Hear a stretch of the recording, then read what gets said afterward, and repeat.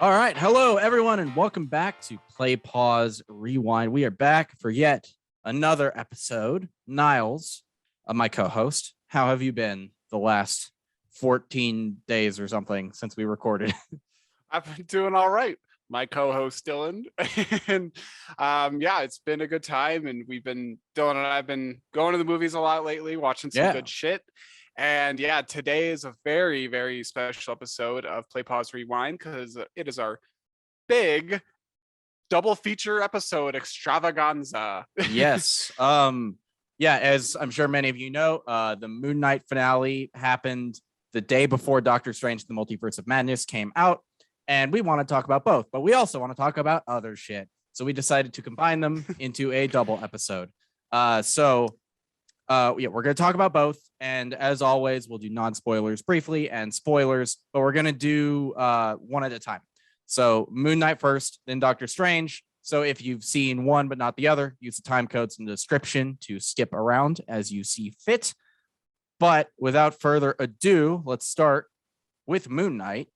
Moon Knight, non-spoilers. Niles, what was your overall impression of Moon Knight? I really liked this series. I think even just like the opening scene for the first episode is just like really compelling and just like makes you so curious. You're just like, I want to know why he just did that, like why he broke that glass and then now he's stepping on it and walking around like in those shoes, and it's not even our main character, it's Ethan Hawke's character. Oh, Harrow. Yeah. And like that, I think moment was just like hook, line, and sinker. I'm in. This is going to be a great series. And every episode, we'll talk about it more too as we go on, but I feel like every episode of Moon Knight is so distinct from the last one, and that's what I really like about it. It's just it's really done well. It does a good job with the pacing, and every episode is not just like copy and paste filler. It feels very distinct from one another, if you know what I mean. Yeah, and for another high level for anyone who hasn't seen it, Moon Knight, it's Disney Plus series. It's a mini series as of now, at least, and it stars Oscar Isaac as Mark Spector, a former mercenary who is the avatar of the Egyptian god of the moon, Khonshu. And yeah, so it stars Oscar Isaac, Ethan Hawke, May Calamawy. I hope I said that right. I'm sorry. And F. Murray Abraham.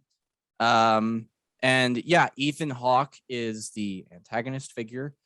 May Calamawy is the sort of wife of Mark Spector.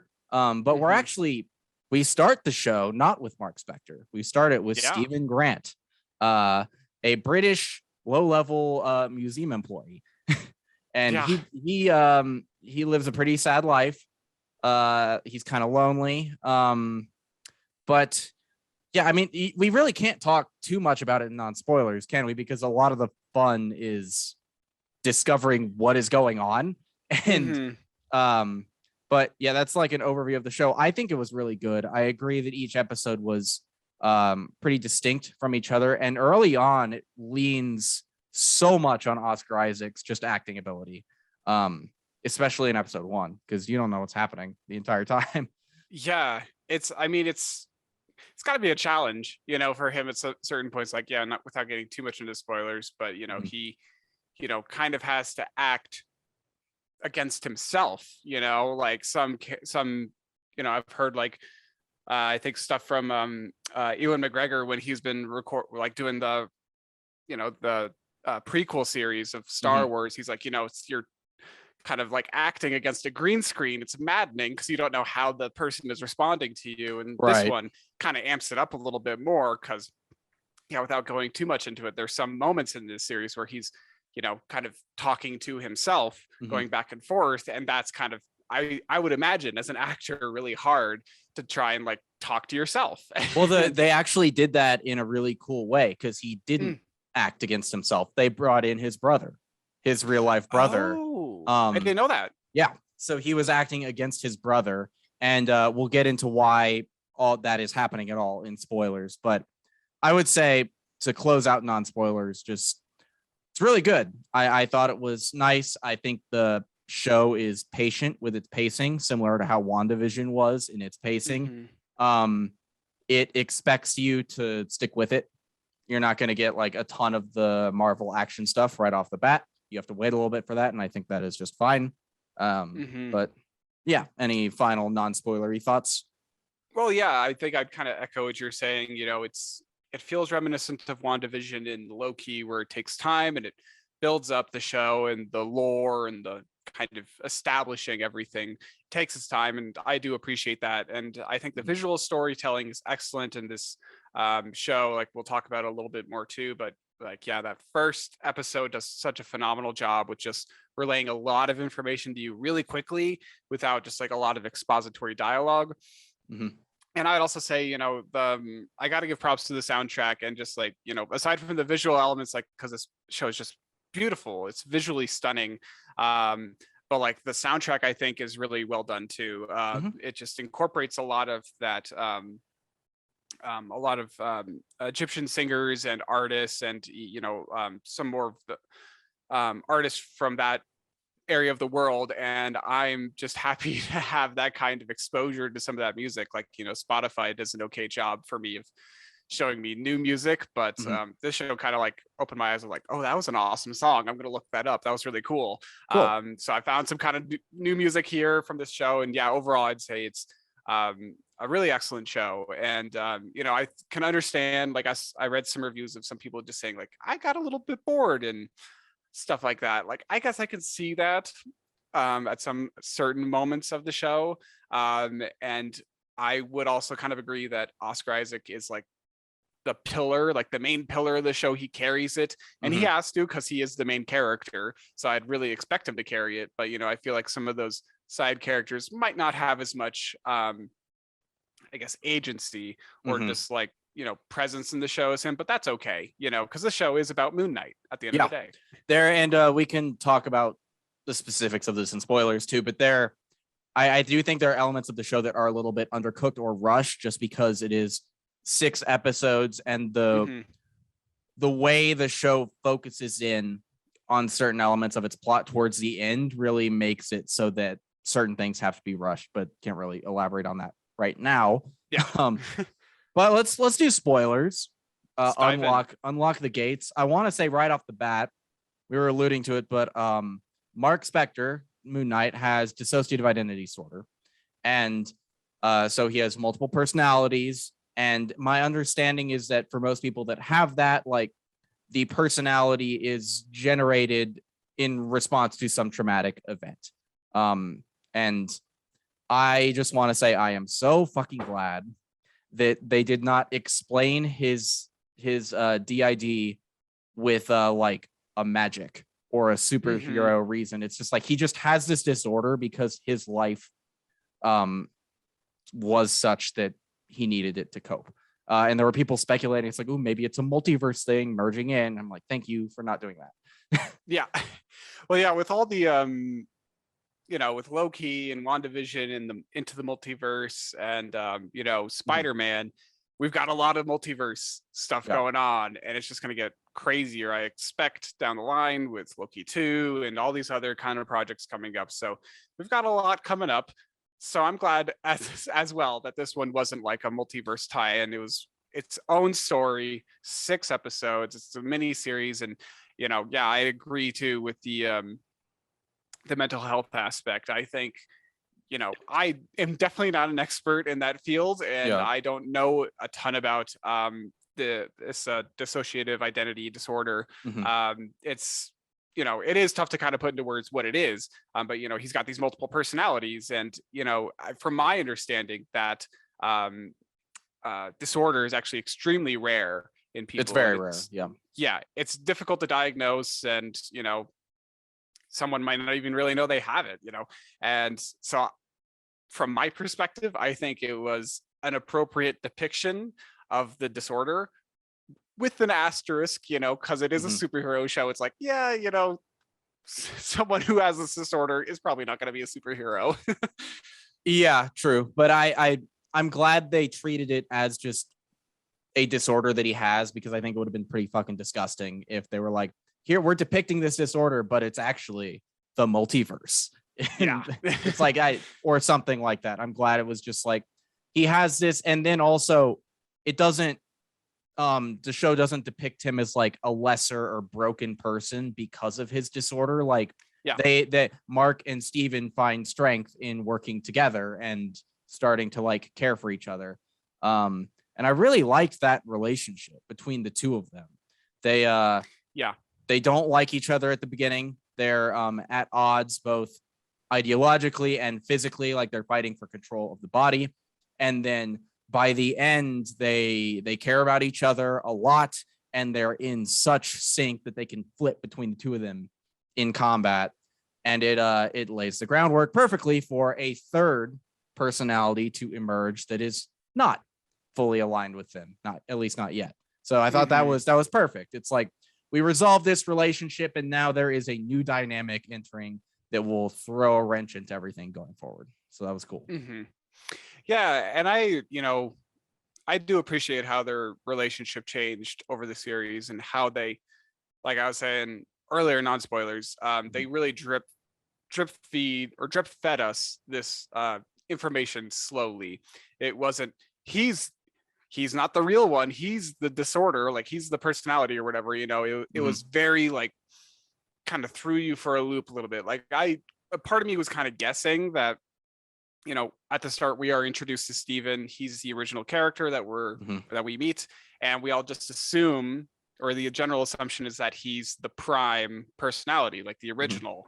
And as the series goes on, and it is revealed to us that he's not. He's he's the made up personality in response to this trauma from his childhood that Mark created. And like that realization was really neat. I kind of saw it coming a little bit, but not in the way that they relayed that information very slowly. Like, you kind of get what I'm saying? Yeah, I do. And I knew the character in the comics was named Mark. So I kind of saw it coming for that reason as well. But also it's a pretty interesting choice to start the show and have the entire first episode pretty much be following the perspective of the secondary identity of this guy. So that was kind of cool, because we don't even see Mark until the end of the episode in the mirror, which I also love the balls to just hold off on showing us Moon Knight until the final shot of the episode. They were kind of smart with their budget probably too, because the way we're experiencing the action scenes is the way Steven is experiencing them, which is to say not at all. He blacks out and then he blacks back in, and things are very different each time. I thought it was really clever. It added some tension and mystery, and also saved some money for Marvel.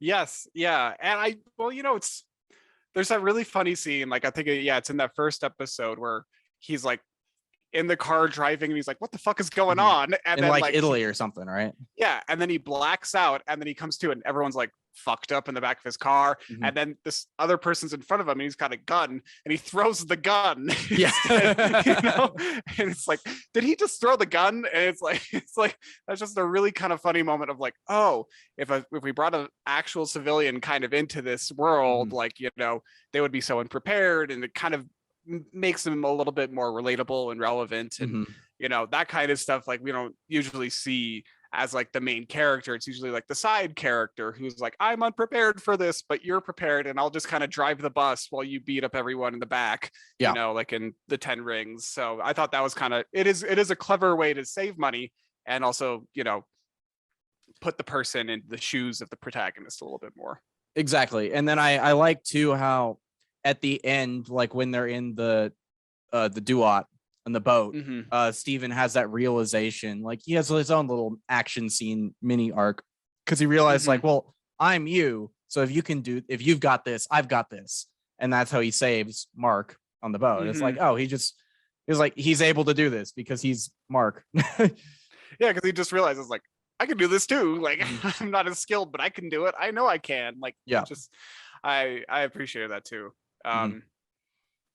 Yeah, but we talked about it pacing a little bit, and how the first episode is very reliant on Oscar Isaac's performance just on its own, because very little superheroing about. The secondary cast for the most part is not introduced at all. And we're not even introduced to Mark or Khonshu much at all in the first episode. Khonshu is the god of the moon, who is kind of an asshole, isn't he?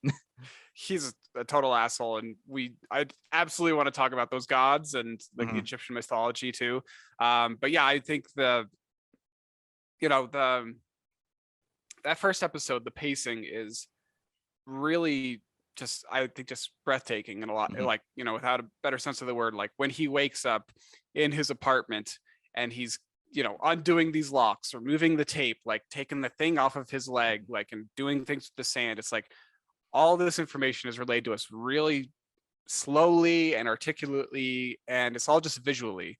And I think that's just amazing that we can get all this stuff about, like, he's kind of paranoid, like he's got this sleeping disorder, he's got like security issues, and like he lives on his own, and it's just really beautiful how quickly all that's communicated. And there's like lots of little weird things that aren't quite adding up. Like the goldfish is like, it had a messed up fin one day, and then it doesn't have the messed up fin the other day. It's like, I bought this fish and had a messed up fin, like why is it different now? And then I think there are 2 goldfish at one point in the tank as well. So it's like his life is just like a little bit out of sync, and he doesn't know why. Yeah. It's like, am I sleepwalking? Is someone breaking into my apartment? Like, but of course no one could have, because of all those fucking locks. Yeah. Yeah, and I think the pacing it's really great. For the most part. There is a lot of information that's kind of given to us in that first episode, and then even later on, when they're in the afterlife kind of area, and they're trying to navigate it and figure out how to get back to the real world and all that stuff. And the mythology of it is very interesting, and we can talk about that. But I think the pacing was excellent overall. That's, I guess, my main note there. Yeah, and we alluded to it a little bit in the non-spoilers, but where I thought the show was a little bit rushed, episode 5 spends its entire runtime in the like pseudo afterlife area, in that like hospital, the mental hospital, with Mark and Steven, and it's like their big bonding episode, and it's great, and the focus should have been on them. But the negative element of that is we get nothing with Layla for 1/6 of the show at that point. We get nothing from Harrow during that episode, really. So when we go back to the real world and the story continues, like elements with those characters feel a little bit rushed, because we weren't with them for the last hour at all, and they have to get to their final point. So I wish I don't know if the show needed another episode. I think it probably didn't, but it didn't even introduce the idea of Layla becoming a superhero as well, other than like Mark's replacement, until like she meets the hippo goddess via like voices in one scene, and then is her avatar the next. So it's like, okay, that kind of came out of nowhere. But I felt that was a little shoehorned in at the end of like, she's a superhero too. It's like, that's fine, but yeah, you could have given us a little bit more lead up to that than just in the final episode. It was cool because Layla's cool. She's an awesome character, by the way. We should talk about her a little bit. I love her, and like her outfit is awesome in that scene, and like if she's going to continue to be part of the MCU moving forward, like same as Moon Knight, I'm all for it. Like, she's awesome, and I do appreciate that. But yeah, it did feel like towards the end of the show, with those kinds of, with the Asylum episode and then the next one, they were just kind of like, we got to finish it a little bit. And there was also a part of me that was like, I wish I wish that like Steven went back to the museum at the end of the series, like in the 6th episode, just to say hi to everyone and tell them to go fuck themselves or something like that. Like, that would have been kind of out of character though. I know it is, but like, it just kind of would have been funny if like, or even like Mark went back to like stand up for Steven, like, fuck you guys. Like, that would have been fun, like a full circle moment. And then there's like, I think that like, it's just like a small thing, just a small part of like, fan service for me, but don't really need it. Absolutely. Yeah, the show, the way it ends, it feels a little bit abrupt also, because they wake up back in Steven's apartment, and we don't really get any follow-up on like what's happening with Layla. Are they like back together? Did she go do her own thing? I don't know. Maybe we'll find out later if they do a season 2 or a movie or something, but it was it just kind of ends like pretty quickly. Yeah, it's a bit abrupt for sure. And that's fine, you know, because you got those loose ends out there, and that kind of gives you the idea of like, well, something else down the road, our characters can continue to do things, and you know, when you wake up in the same place again, then it's like, all right, we can restart the cycle, go back through the superhero journey. Like that's all right. Well, but Mark and Steven are still on the same page as they were when we saw them in the scenes previously. But as we talked about, we have a third personality. Khonshu keeps them in servitude on a technicality because he says very specifically, I release you two, Mark and Steven. Unbeknownst to them, there is a third, Jake Lockley, who just kills Harrow. That was a great post-credit scene. I love Khonshu in his little suit sitting in the limo. Big bird head.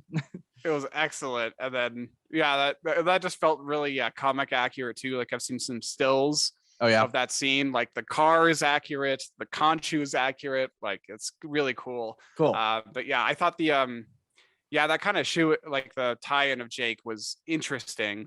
And you know, I hadn't read the comics, so I didn't really see it coming. So that was a nice surprise at the end. And, we do get a hint for it in the because there's that third coffin that's shaking when they're in the hospital.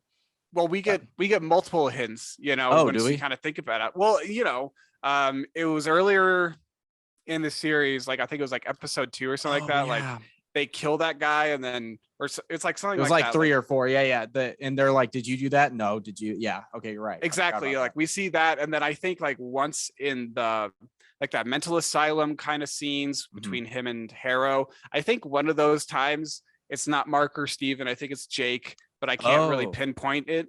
So you think we actually saw him earlier just without knowing?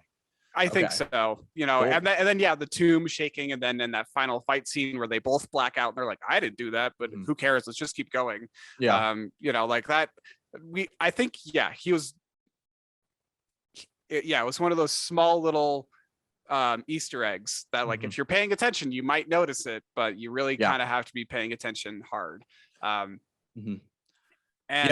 I think we all knew the third personality was coming, but I didn't think about the fact that is how Khonshu would force him to continue being Moon Knight until the scene. I was like, oh, that's clever. I didn't see that coming, honestly. That was a good way to shoe it in. And you know, there was a part of me earlier, I was kind of Googling a little bit, and you know, it did kind of occur to me that there's like a little bit of a you know, I think some people pointed out as like a little bit of a plot hole, because in the 5th episode, Mark and Steven, they got to balance their hearts right to get through. But then like, you know, if Jake's the third personality, then like, why don't they need to balance his heart and all that stuff? But, you know, I think it's because he had the coffin closed and he hadn't been introduced. And I'm willing to kind of look the other way and not really give it much thought. Yeah, I'm fine with that, honestly. Yeah, right. It's fine. He wasn't really part of the show anyways, so it would have been more confusing if he did. Do you want to talk about the Egyptian mythology a little bit? Sure, a little bit. And I don't think I'm either an expert in Egyptian mythology either, but it is always cool to check out. I remember taking an ancient Egypt course in college, and we didn't talk about the gods at all. It was really just about the rulers. Tutankhamun too, forever. But I did appreciate how all these Egyptian gods were referenced in the show. You know, you got Khonshu, and you got Amit, and you got Horus is mentioned. Horus is mentioned, and there's some other ones. Is Osiris one? I think Osiris is one of the gods. Osiris, the gates of Osiris lead to the field of yes, reeds, that's why I heard it. And then the hippo goddess, whose name I forgot, but she's delightful. I think it was Taweret or something like that. Okay. I honestly can't remember either, but it is. It was cool how they integrated them into the plot, and how I guess just the avatar concept was really interesting to me too, of like you can have these powers of the god, but you're not technically the god. They can kind of embody you. Like, that was interesting. Yeah, it was interesting, and it was also interesting how the gods had sort of taken a back seat. They don't really interfere anymore. They just kind of like have their avatars mingle and observe, it seemed like, except for Khonshu, I suppose, and Ahmet. Yeah, they felt very kind of Eternal-esque, you know, like the Eternals, where they're like, we're not intervening anymore, you know. But they kind of secretly are in some ways, or at least Khonshu was, and Ahmet. You know, and I think one thing that I really like too is that in Marvel, we have this existence of all these different gods, all these different beings, and all these different systems at play. You know, you have the TVA in Loki that's outside of like what we can see, you know, in this reality, and we have the multiverse, and we got time travel. There's all these cool concepts being integrated. But you know, I think what was really kind of cool, I don't know if you caught it. I think I had someone pointed it out to me online, but when they're talking about balancing the hearts and everything like that, that Hippo goddess, I think it was kind of a throwaway line where she just mentioned the afterlife that's featured in Black Panther. Yes. And I thought that was just kind of cool how these different afterlives and deities and all these like these different religions can simultaneously exist and be true, you know. Like, right, and really it's like cool. you go to the afterlife you believe in, right? I guess so. Yeah, that's neat. And that is neat, and it's interesting too, because like the Norse gods in Marvel are not really gods, I don't think, in the same way that the Egyptian gods in this are. I think or maybe they are, and we just don't have the perspective of one of those gods like we do with Thor. But Thor, like the Asgardians are like an advanced race of aliens, basically, who sort of act as kings for the universe. But yeah, it's cool. Like, that's one goofy element of comic books that I do really enjoy. It's like we have the Greek gods and the Norse gods and the Egyptian gods and magic and nanotechnology and time travel and everything. It's just like usually in fantasy you like pick one for it's like stay in your lane. Yeah, and then you build up your stuff around that. Oh no, my Audacity just broke, but okay, at least the Zoom is still recording. No, nothing I can do about it.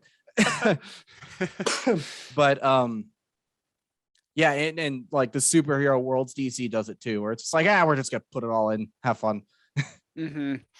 Yeah, it's just cool how they all these different gods and systems can exist simultaneously, and you know, it does kind of pose like some questions, you know, that I don't think they fully answered. Of like, you know, we just kind of asked one of like, you know, do you go to the afterlife that you believe in? And it seems like the answer was yes. Yeah. But like, then it's kind of like, well, then, like, I don't know. It just gets kind of confusing then, because then it's like, well, then does that mean that like heaven exists and then like hell exists and like all this other stuff? Like, does Valhalla exist? Like, I don't know. But that's okay. And I think, you know, that certainly leaves the door open for future films and projects and exploring all that shit. Yeah, I don't think Marvel is interested in answering those questions necessarily, but that's okay. I don't need them to tell me if there's a heaven or a hell.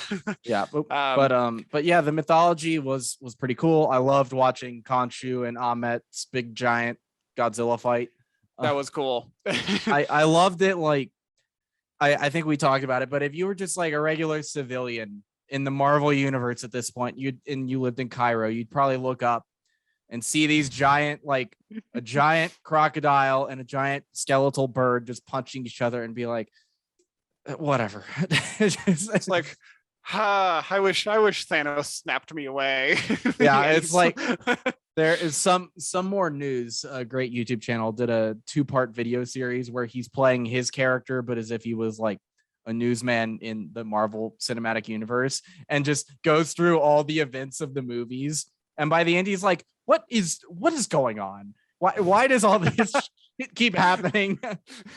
Why should I care about my 401k? This doesn't matter. Like, it matters. It's so funny because in superhero world, like, and the Invincible really does a great job of painting this. It's like you are an ant. You are insignificant. Like you might like a superhero might just punch someone through your office building and boom, you're dead.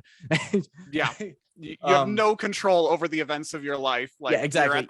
You're at the whims of these gods that are towering above you in Cairo, and you're like, well, I guess that's just my life now. I guess I'll just go get a drink because what else? But yeah, and the gods are super manipulative as well. They're all like playing at their games. They are kind of idiots for not believing Khonshu and Mark. Honestly, though, like Harrow is pretty clearly up to no good, and he's like, I don't know what they're talking about.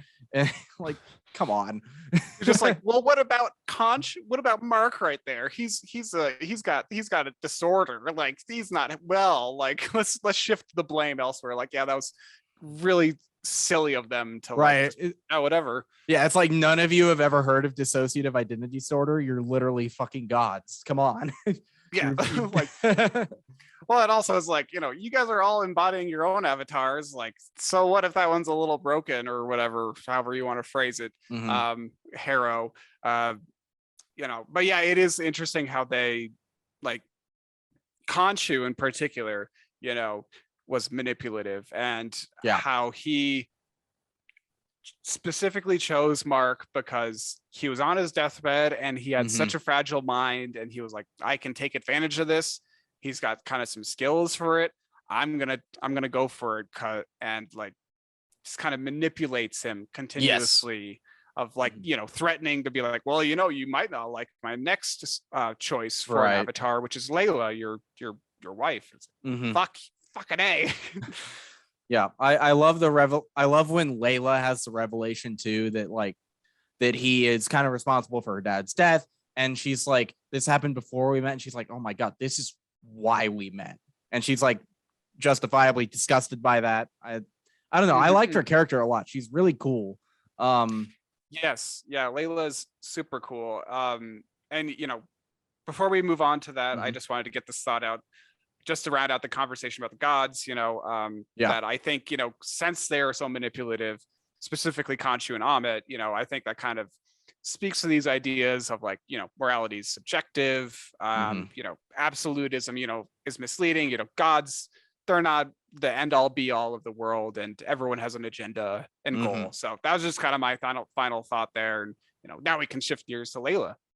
Well, actually, since you mentioned it, like the moral debate between the two gods is very interesting, I think. Yes, because Khonshu is obviously like very vindictive in the way he doles out justice. It's not like a rehabilitative form of justice or anything like that, but he's like, but Ahmet is deals out justice before any crime is done. She's minority reporting people.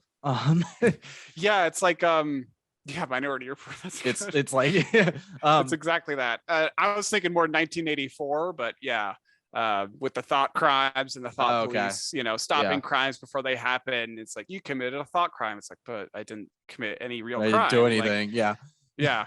It is interesting, and you can kind of get some, I don't know, I got some Thanos echoes there. Thanos is not exactly the same line of thinking, but he's like, the resources are finite. If I dole out the population, it'll balance things out and things will be a little bit more fair, which isn't the same thing as just eliminating evil from the world, but it is ridiculous. And I do like that comment that like Steven had of like, I draw the line at killing children. Like that's not, I'm not going to cross that line. Yeah, Steven like rightly calls out the bullshit pretty quickly. He's like, wait, so you just kill people who haven't done anything? Like, and I think he makes the point in the show because early on we see the little scales, Harrow scales, kill the old lady, and he's like, man, it must be something that you have yet to do. It's like, well, motherfucker, like she can still choose not to do it. That's why we dole out punishment after crimes have been committed, not before. Yeah. And that's the same deal in Minority Report too. It's like you're ignoring the human possibility to do the right thing in the final second if you assume the worst in people and act on that. Great movie, Minority Report. If you haven't seen it. Yeah, I haven't seen that in a long time. I need to rewatch that. Tom Cruise and Steven Spielberg. What a pair. What a couple of boys. Yeah. But yeah, Layla, great character. Her superhero name is the Scarlet Scarab, I think I think so, yeah. Which is odd because she's the avatar of the hippo goddess, but whatever. Yeah, I don't really get that, but whatever. Yeah, I loved the middle section of the show. That's very Layla focused. It's her and Mark, and eventually her and Steven on like an Indiana Jones adventure. Like very it felt very Last Crusade, like racing to the tomb. And then the sort of tomb raiding sequence within where they have to fight the like zombie creature things. Pretty creepy. Like those were kind of spooky. I'm trying to remember those things. It was like trying to sacrifice them on the table or mummify them or something. Okay, I think I remember them. Yeah, this episode came out a while ago, so yeah, it's been a few weeks. But yeah, I did enjoy that too, and I think Layla, she brought a good energy to the show as well. Like, yeah, she's not in the first episode, she's not in like the 5th episode. She's only on screen for a little bit of time.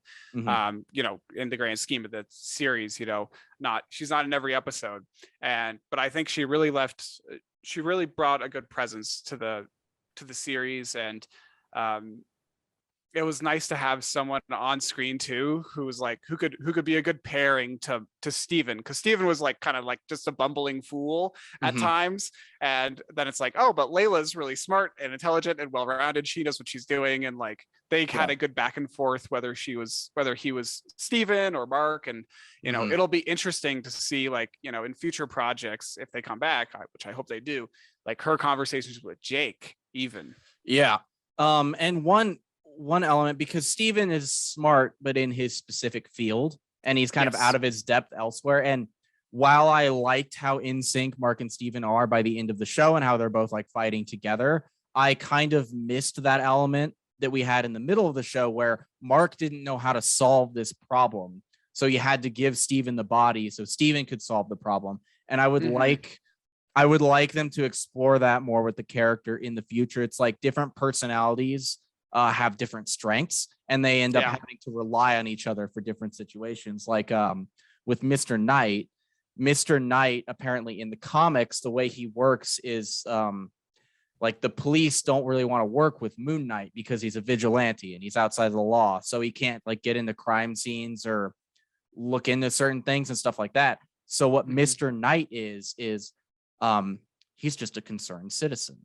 So he uses the Mr. Knight persona in a different way than he uses the superhero Moon Knight persona. And I think that would be cool if they, because Mr. Knight in this is not that. It's just Steven's presentation in the costume. I'd like to see them evolve Mr. Knight into that as Mark/Steven get more experienced and ingrained into the MCU. I think that'd be really cool. Like there are problems Mark can solve, there are problems Steven can solve, and probably eventually problems Jake can solve if he is ever on the same team as them. If he's adversarial, that would be interesting too. That would be kind of neat. Another internal struggle between the three of them. That would be kind of cool.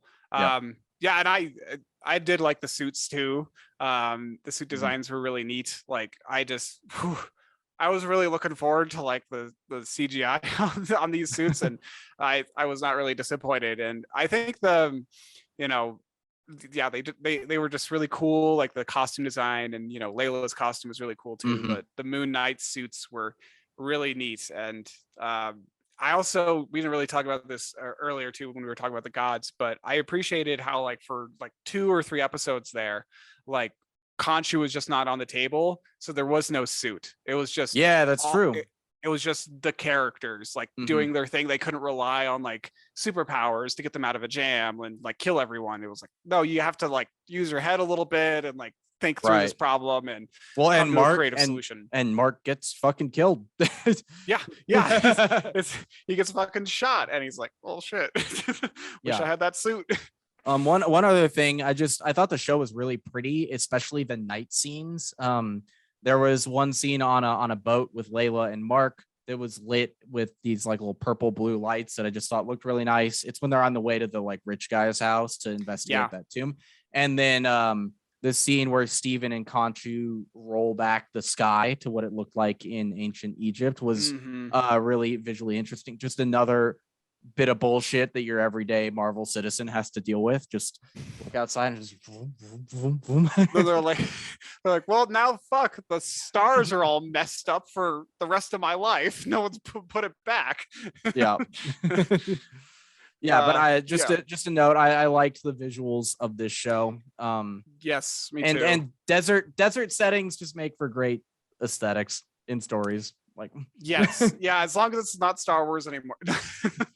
It can be a desert. It can be a desert. It just can't be Tatooine. It can be a different desert.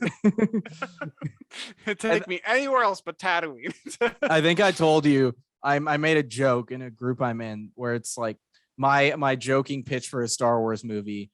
It's set up like these two characters are like star-crossed lovers meant to be. They're both going into like a city. It's unnamed. And they're both on a desert planet. And then it turns out at the end that one of them is on Tatooine and the other is on Jakku. They never meet and the movie ends. The entire movie is just set up for a really stupid joke. It's like, where are you? I'm at the market. No, they don't know each other. Oh, they're just meant like the way you write the movie is that as an audience member, you're like, oh, these characters are gonna meet in the city and fall in love. But they're on different planets and they go to a different city and it's just over. God, that would be silly. Dumbest. I'm okay with it though. It would be the dumbest Star Wars movie. Yeah, right after episode 9. Actually, speaking of Star Wars, the day we're recording this is the 20th anniversary of Attack of the Clones. Really? Today? Yeah, today. It came out 20 years ago today. Hot damn. Yeah. Not a good movie, knowledge. But yeah, happy birthday, clones. Thank God for that movie. Okay, but back to the point. let's get back to Moon Knight. I think we kind of danced around a little bit before to it is a touchy subject of the trauma that Mark experienced when he was a kid. The not only just like losing his brother, but just also the physical abuse of his mother. So I don't know if we really want to recap that, but I thought that the way the show tackled that subject was it was tasteful, I guess would be a good word for it. It kind of walked a good appropriate line in that respect of like, we're not going to show too much of like the physical abuse, but we're really just going to highlight the emotional trauma, and we see the impact of it. Exactly. Yeah. And it is difficult to portray that kind of stuff on screen and still have it be I guess to a certain extent kid friendly and family friendly, and not be like too like traumatizing of like, whoa, like that could happen, like that would like freak me out if I was a little kid. Yeah, but I think it was and again, speaking as someone who has not experienced this, so apologies if we're getting it wrong, but I felt it was handled respectfully and tactfully, and Oscar Isaac's performance in that whole sequence as we're learning about this was fucking fantastic. And because he's playing both Mark, who really does not want to talk about this or have Steven see it because I'm a little confused about this part, but he doesn't want Steven to know. Steven was created to not know this. And then we also get his performance as Steven, who's kind of mad at Mark and wants to know what's going on. And then you see when I think it really nails the complicated feelings someone would have to an abusive parent.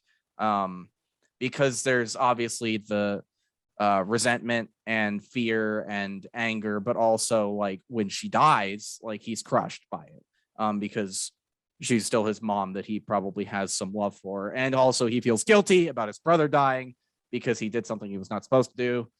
It's really great, I think. Yeah, I think it's great. And as well, it is a tough situation to even kind of put yourself in and try and think it through, because like, losing a child to begin with has got to be like the most heartbreaking experience of all time. But to, I, from my understanding, she favored the other child over Mark.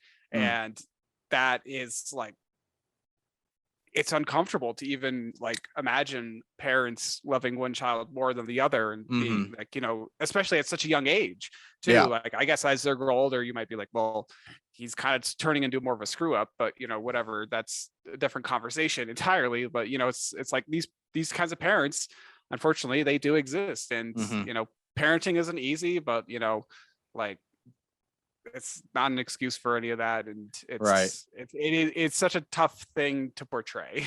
Well, and the fact that she blames him so viciously for it, like, he fucked up, but he was a little kid who made a mistake, and she never forgives him for it, and she beats him because of it. It's like just really disheartening to watch, but it really stuck the landing emotionally for me. And I love how it brought Mark and Steven closer together, as they're finally like aligned. The one thing that confuses me though is he says Steven was created to like think of their mom as a loving parent and to not know she died, but it seemed like in the flashback he was becoming Steven as he was about to get beaten.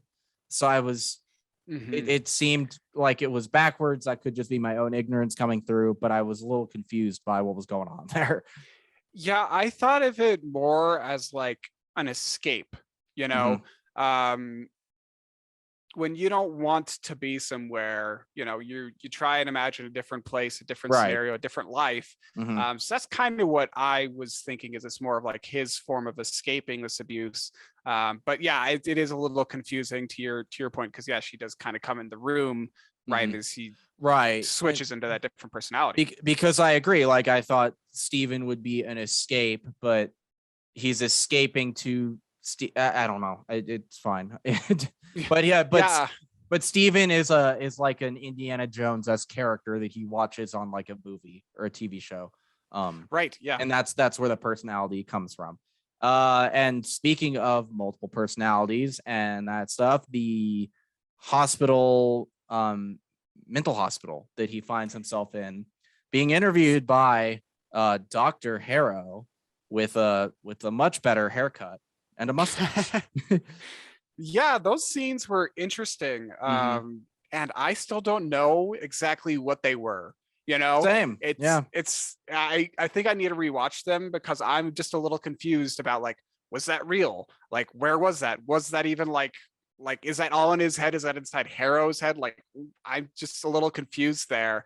And I think I need to like go back through and rewatch some of those episodes. But I'm glad that he was getting therapy. I think it was deliberately opaque, because he seems to gain control of it at the end and then Harrow's feet start bleeding, and it seems like it's Harrow who's trapped in this fake reality or whatever it is, until he gets picked up by Khonshu. And then iced. Yeah. I think I saw it online somewhere, just like a meme where it was like, everything about phase 4 of the MCU is just, y'all need therapy. That's just it. Like, you guys have seen some trauma. You guys, like Wanda, Loki, of Jeremy Renner's character. Yeah, you guys all need therapy. Yeah. Oh, oops. We clicked on something. We did it twice. Peek behind the curtain. We have our notes, and we have a checklist, so we can hit that. If you click it once, you check it. If you click it again, we unchecked it. We both click 2 bullets at the same time. Whatever. But yeah, that's well, you say here you were expecting a bit more gore and violence. I don't know. I think maybe that was just like some internet buzz when the show was like first announced. Violent. Yeah, because I just assume it's gonna be violence, and like the teaser trailer looked really violent, of like him just beating that jackal in the bathroom. Like, I was expecting like something like really high amplitude like that, but I'm satisfied with what we got with it too. Like, I'm not asking for more, but I was just probably expecting it a little bit more. I think it was just okay. hype. Well, no worries, because you get that in the thing we're about to talk about. Yes, we do. Yes, we do. But any final thoughts on Moon Knight? I mean, I think I said most of what I want to say about it, but it's a great series. Mhm.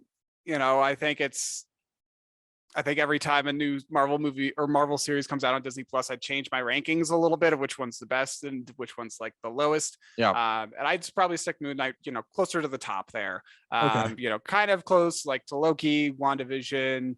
But yeah, I feel like it's better than Hawkeye, probably a little bit better than Falcon and the Winter Soldier. Yeah. Okay. That's just me. That's me. What about you? Any final Yeah, thoughts? I really like it a lot. I like these characters. I like these actors. I hope we get to see more of them. I know Oscar Isaac did not sign a contract that makes him return, but I hope he does anyway. He has said he's open to do it if there's another story, which there clearly is. They did not end this in a nice little bow. But I want to see him again. I want to see Layla again. I want to see Khonshu again. We won't see Harrow again. But oh well. Yeah. But Moon Knight's pretty great. And at this point, we're going to transition to Doctor Strange in the Multiverse of Madness. I'm going to wave my hand so I can see where to change in the edit. And we'll do non-spoilers briefly and then hop into spoilers. So Doctor Strange in the Multiverse of Madness. Let me get down. So it's the latest MCU movie. Obviously, it is directed by Sam Raimi, who you may know from the original Spider-Man trilogy, Darkman, Evil Dead, Army of Darkness, Drag Me to Hell. Great, very stylistic director. It was very exciting that he was coming back into the superhero realm. The movie is written by Michael Waldron, and he wrote some episodes of Loki. He produced Loki, and he's also written for Rick and Morty, which So movie stars Benedict Cumberbatch, Elizabeth Olsen, Benedict Wong, Rachel McAdams, and newcomer Xochitl Gomez, who plays America Chavez. I'm going to look up pronunciation. And it's crazy. They cast a kid to play a kid. That never happens. Yeah, it's finally age appropriate. He was 14 when she played this character in the movie. Isn't that wild? Really? Wow. Yeah. Well, it's so crazy because like usually they cast like adults as high schoolers. Like Tom Holland is like 26 years old. He's playing his senior in high school Peter Parker. But it's like, oh shit, they actually cast a child. That's cool. She's great. Yeah, I didn't realize that actually. Wow. Yeah, because she did look young, and I did believe that she was like, at least in her teens or something like that. So that was really cool. And yeah, this movie follows Doctor Strange and American Chavez through the multiverse. It does. They try to figure out why America is being hunted by these giant monsters. Soshi. And her name is Soshi. Soshi. Yes. I feel like an asshole. I should have looked that up beforehand. Sorry. It's okay. You'll have more opportunities to get her name wrong in the future. Well, just because I know that she's probably gonna come back for other movies and stuff. I think with whenever Young Avengers is coming around or whatever. I think she might even have a role in Marvels or whatever. Unless she died, you'll find out in spoilers. Ooh, that's true. But yeah, giant monsters are attacking her. We don't know why. We got to find out why and stay away from the monsters. And that's yes, but we'll get to that. But we will get to that. That's the kickoff point for the plot. Did the movie meet your expectations in a very non-spoiler way? Yes, I would say for the most part it did. This we'll talk about it a lot, I think, later too. Like, the cinematography is very unique and the story itself is unique, and like the character dynamics are cool, and just even the idea of like exploring other universes is really cool. So I think for the most part it did meet my expectations, but I'll kind of put an asterisk on that I just was expecting like a few more multiversal shenanigans. We got some. There's just a part of me who wanted more universes to explore, more characters from different worlds. But I feel like it delivered on the premise that it set up for everything. And, it built upon the lore that's been established in the MCU. And all that. So I thought I thought it delivered well. What about you? Did it meet your expectations? Yes. So, and I kind of come down on the other fence in terms of what I wanted. I would have preferred maybe more worlds to visit, but I was worried that the movie was just going to be like a who's who of cameos throughout different multiverses, and it's very much not that. And I'm glad there are some that we'll talk about, but it's much more contained, and the movie keeps its focus on Doctor Strange and Wanda and America, where it should be because it's their movie.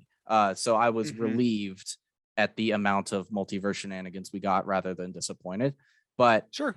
And I would say in terms of directing and cinematography, in terms of directing and cinematography, this is easily one of the best, if not the best, MCU movie.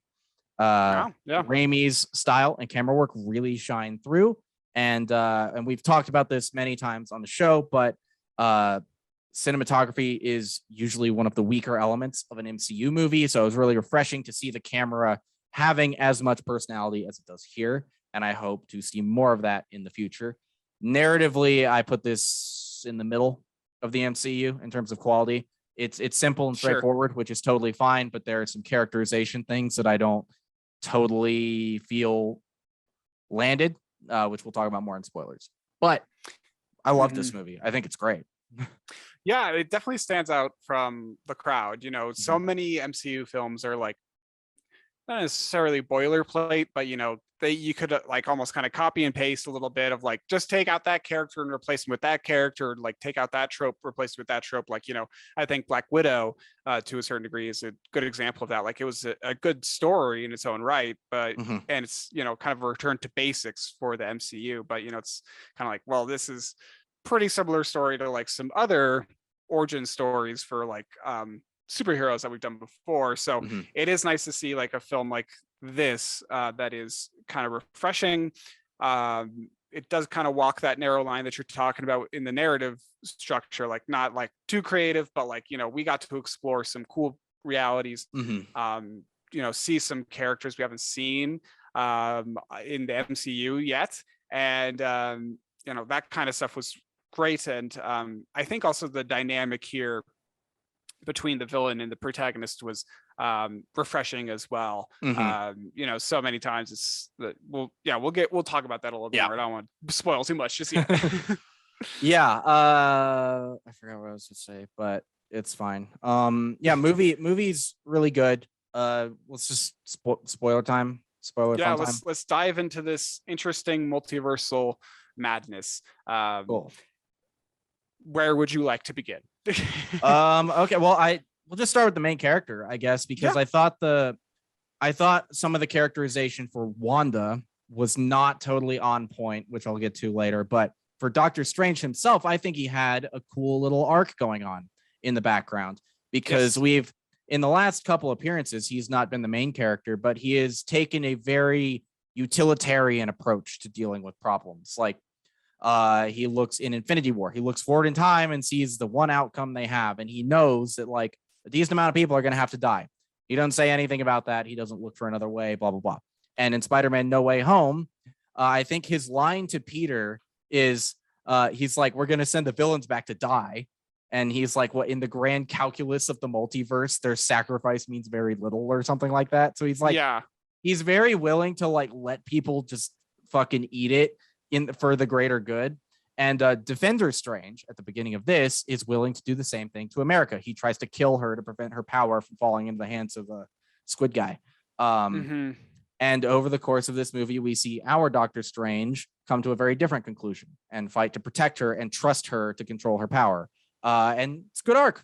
It's good. I liked it. Yeah. And I think, you know, I don't know if it took him the entire movie to get to that arc, because I feel like he learned that lesson from Spider-Man, you know, faceless Spider-Man. He doesn't know it's Peter. But he did kind of learn that lesson, and they talk a little bit about like, oh yeah, I just helped him out with this multiverse thing. So he's got that lesson fresh in his mind. But yeah, I think, you know, throughout the film, he does grow a little bit, but I think his intention was always like, we shouldn't just sacrifice this person's life.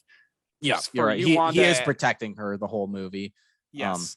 but it's a nice arc that he's had over the last couple years of movies, I guess. Yeah, and there's that cool like, I mean, I guess it's not super cool, but it was at the start of like near the start of the movie where they're at Rachel McAdams' wedding.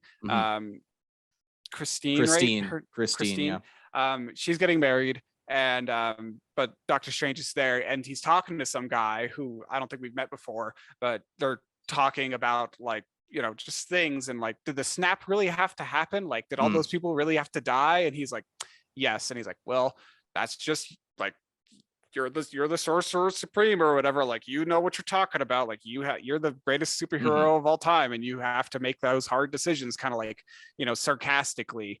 And it's like, I think that line, definitely kind of like helps him kind of put into context, like, I need to change, or maybe, or at least, you know, it kind of sets that precedent of like, you know, there is choice, and it doesn't have to be this way. Well, we have met that character before, actually. Oh, we did. He's a minor character in the first movie. He is another doctor at the hospital where he and Steven and Christine work. He's also the doctor who repaired Strange's hands after his car crash. Okay. And Strange thinks he like should have done a better job, or that he would have done better. It's been a long time since I've seen the first Doctor Strange, but that's me too. I do love that guy gets his own like splash page in the credits. He's in the movie for like 3 minutes and he gets his own thing. But we have seen that guy before, and it does kind of paint. That is probably an impactful conversation for Strange, because the guy's like, well, I lost a lot in that, and you seem to be doing fine. So the hell. Yeah, it puts it in perspective a little bit. And you know, I do. If you guys have listened to the podcast before and our previous episodes on Marvel stuff, I think that exploration of the MCU, of those like consequences after the snap, and you know, how things have changed, it's just fascinating. You know, back in the Falcon and the Winter Soldier, like, I was just kind of like, when they were talking about economic systems and like people losing their jobs because, like, you know, like they vanished off the face of the earth for 5 years, like that stuff was like, whoa, I didn't even think about that stuff is really cool. And so I think this helps provide a little bit more context, like, oh yeah, some people, even though they got some back, they lost a lot in that process. And it is devastating for a lot of people. And it's this movie touches on the effects of snap a little bit, but it doesn't focus on it as much as other movies have, which I think is probably the appropriate time to start moving the story forward past it a little bit. Like, it would have been stupid for them not to dwell on it as much as they did in the past couple movies, because it's like a world shattering event that happened to everyone on the planet. But narrative wise, it's been 3 years since we saw the effects of that. So it is time to move on. And I think they are. Moon Knight doesn't touch on it at all, I don't think, does it? Yeah, I don't really think it does. Yeah, no. Honestly. And that's fine. Nice self-contained story. And I mean, with Doctor Strange here too, I think it was Cumberbatch always does a good job with this role. I think I don't know if he was born to play this role, because like some people will say that, and I don't really agree with that a lot of the time. Like, but you know, he does a good job with this role. It's not my favorite character, Doctor Strange. Like, if I'm thinking of all the other characters in the universe, it's not always my favorite, but you know, he's consistent with it, and he's poised, and he brings a good presence to the role as well. I liked him fine in the, not Cumberbatch's performance, but the character. Like, I liked him fine in the first movie, but I've loved him in every subsequent appearance. So, and I like Cumberbatch's performance as well. I don't know why they had to make him American. I think he could have just been fine with his normal voice, but that's fine. Yeah. Whatever. In this movie, you know, it is kind of cool. We get some iterations of Doctor Strange. At the beginning, we get the Defender Strange. Then, you know, we get our regular Strange, but then we meet some like darker Stranges who have like lost some stuff and like have, you know, collided some universes together. And you know, we didn't really meet him, but we meet like this other Strange who was kind of the savior of mankind and killed Thanos. Like, it's really cool. There was a part of me, you know, I think we have different opinions on this, like as we stated in non-spoilers, but you know, I think there was a part of me who would have liked to see I don't know, one or two more iterations of him. Like I think I heard a rumor that there was an Iron Man version of Doctor Strange in one of the takes, and they got cut. But maybe that was still in concept. I don't know if they ever filmed that, but I think that would have been I kind of think that's cool. from Infinity War. There's like a scene of Robert Downey Jr. in the cape and Benedict Cumberbatch in the armor or something. I don't know if that's real. Are you thinking of the Tom Cruise Iron Man rumor? Well, I am thinking of that one too, but like,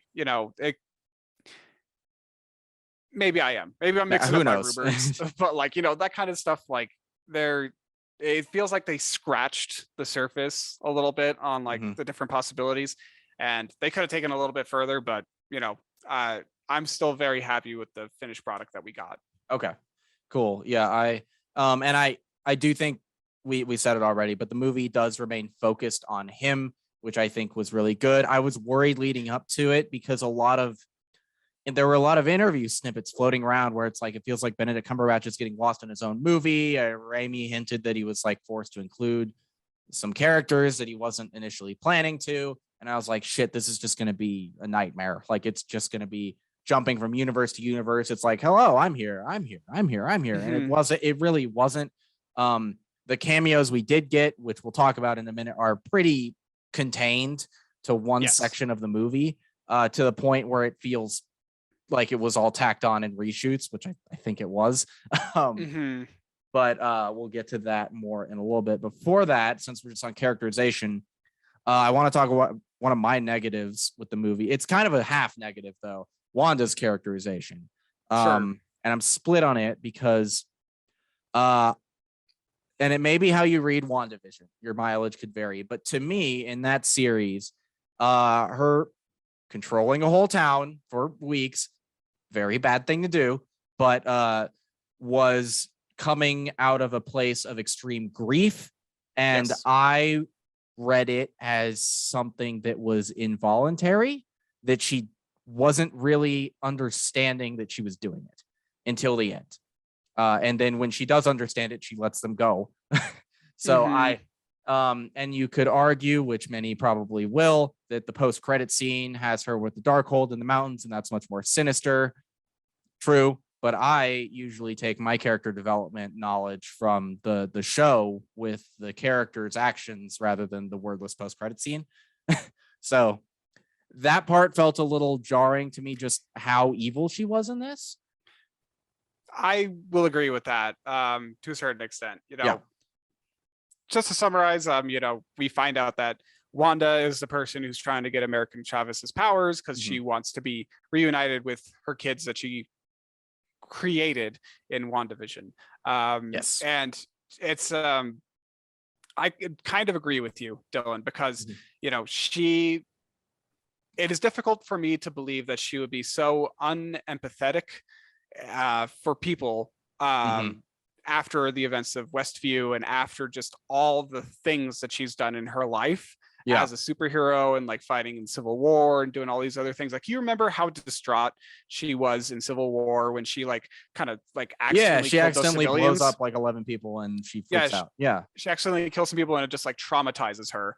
And then in this movie, she just like, don't worry, I'm gonna like kill you and it's no big deal. Like, you're standing in my way of my goal. I'm being reasonable by giving you the chance to surrender. It's like, no, that's fucking bonkers thinking, but Yeah. And I have a problem with the way people like analyze her behavior in WandaVision from both sides of it. Like, you have Stans, who I've talked before about how much I think Stan behavior is like creepy and weird and you should never do it. But it's even weirder when you're standing someone who is not a real person. But like, you have the Wanda Stans who are like, she did nothing wrong. It's like, no, she did something very wrong. But then you have the other people who are like, oh shit, this was straight villainy. Like, well, it was an accident, man. Like, come on, have some charitability here. So I think both of them are clowns, both of those type of people. But that being said, the leap in characterization from WandaVision to this does not work for me at all. And sure, like the Darkhold's like making her more evil or something, whatever. That's not a compelling character growth for me. However, I'm torn on it because she fucking rules in this movie. 100%. She was like the perfect choice for the villain too in this movie. And we were talking about this a little bit, non-spoilers, of like, you know, in Marvel pieces, they've gotten a lot better with their villain casting over the years. But like, you know, in the first, you know, kind of shitty Marvel films, some of them, not all of them, not a lot of them are great, but you know, like early ones are pretty good, but no, yeah, like, it was like pretty phase 2 is kind of where the villains were pretty weak. I'd agree. Yeah, like the villain of Thor 2, like it's Malekith. so forgettable. Like I have like, you know, it's like who the fuck was that? Like, you know, it was Malekith, the Dark Elf. Exactly, and like that's kind of the problem with some of those films is that they introduce the villain in the same movie, and they're like, here's why you need to hate them, and here's why they're the bad guy, because they just want to rule, you know, they're just the big baddie. And it's such like an overplayed trope. But what is more interesting is when the villain is more relatable and you can feel a little bit more sympathetic to their cause. Like Killmonger is a great example of like a great villain in a Marvel universe, because you understand exactly where he's coming from. He feels betrayed and he wants to help his like, you know, Black people across the world. And you know, so Wanda works really well in this movie because we've gotten to know her really well for a long time. Exactly. She had her own show. She's been here since Age of Ultron. Like we've seen her in multiple movies and in a whole TV show. Like, you know, so we know her really well. And now that she's like, Vision's dead, she's kind of fully realized her powers. She's a witch. She's got control over them. It's like, this is her at her peak, and it's fucking phenomenal. Yeah, it's so good. And I do kind of get, I've seen some chatter online too. They're like, there are people who I think rightfully love this movie and are just being super dismissive of people who don't appreciate the way Wanda's characterized. And I don't appreciate that. Like fuck you. Yes, the style of this movie is second to probably none in the MCU. Absolutely. And it is one of the best crafted MCU films. But it's not shitty to like want characterization that kind of lines up with the previous iteration. It lines up with the post-credit scene, I guess, and that's fine. That's what they chose to go with. But Elizabeth Olsen crushes it. Yeah, but all I'm saying is like, I should finish my point. It's not. This isn't like a Luke Skywalker Last Jedi thing where it was like people were just like, the movie shows you how he got to that point and what he did. This kind of skips over that a little bit. She goes from like being pretty regretful about doing something bad to being like, I'm gonna kill a child. Yeah, like it doesn't matter how many men, women, or children I will kill in the name of peace, my own personal peace with my kids. I will kill. Like it's total peacemaker, you know. Right, and it's since I brought up Luke, it's very different than Luke because Luke very briefly considered killing a child and then was so ashamed and angry and self-loathing as a result of that he went to go die. Wanda is like, I am going to murder a child. It's a little like that character leap is not invalid to be upset about, I don't think, but also this movie is so good and uses her so well that it's hard for me to stay upset. And it raises a question of, it's like, are you willing to sacrifice a little bit of your continuity for a really great movie? Depends. Well, and you know, like the movie is like already like 2 hours long. It's like it's kind of a long movie, but it doesn't feel super long. And you know, with a title like In the Multiverse of Madness, you know, you're gonna bounce around to a lot of multiverses. There's gonna be a lot of kind of like moving around. There's a lot of things moving on, like, you know, just going on.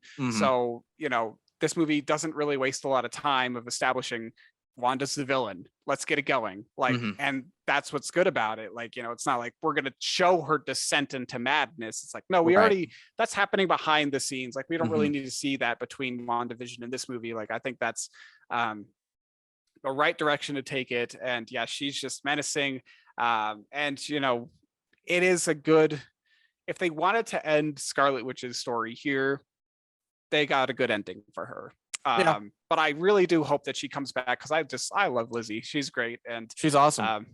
Yeah, she's definitely one of my celebrity crushes for sure too. Okay. But yeah, she's almost like a horror movie monster in this movie, because like we've talked about how the plot is very simple. It's basically like run away from Wanda until we can figure out how to deal with her. And that there's that scene in the Illuminati compound where they're running through the tunnel and closing off the doors. It's like, oh, it's so good. It's so creepy and awesome.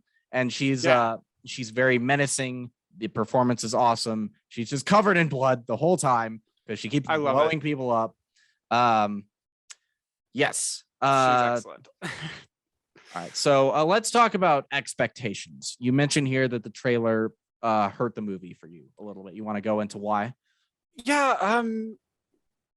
This is, of course, just my own personal opinion. Everyone's got theirs. And, I think it's because I read this interesting NPR article on this movie too, of like, I encourage you all to go check it out because it does kind of make some interesting points about this film and like the MCU in general. But, when you think back to Endgame and Cap lifts like Thor's hammer and beats the shit out of Thanos with it, like that is such like an amazing moment because it's just like you don't see it coming. It's just breathtaking, and everyone in the movie theater just gasps and applauds, and you just get chills all over. It's just amazing. And I'm not expecting to see like a similar kind of moment in this film or a lot of other films in the MCU, but that one took many years of kind of like, we're going to like put this seed in there and then we'll come back to that in 5 years and it's going to blow everyone's minds.